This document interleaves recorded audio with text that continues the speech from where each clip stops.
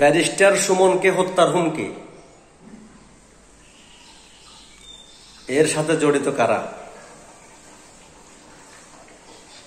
মনে রাখবেন, ব্যারিস্টার সুমন বলেছিল যে আমি একজন এমপি হয়ে 1.5 মাসে 27 কোটি টাকা বরাদ্দ পেয়েছি, এখনো 5 বছর বাকি আছে।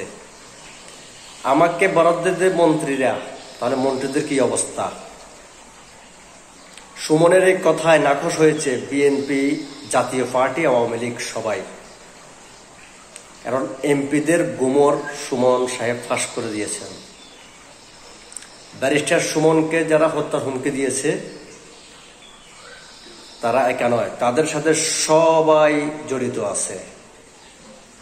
যারা হত্যার হুমকি দিয়েছে তাদেরকে যদি গ্রেপ্তার করে রিমান্ডে নেওয়া হয়, সব ধরনের রাঘব বোয়ালের নাম বেরিয়ে আসবে। যদিও তাদেরকে গ্রেপ্তার করা হবে না, রিমান্ডে নেওয়া হবে না।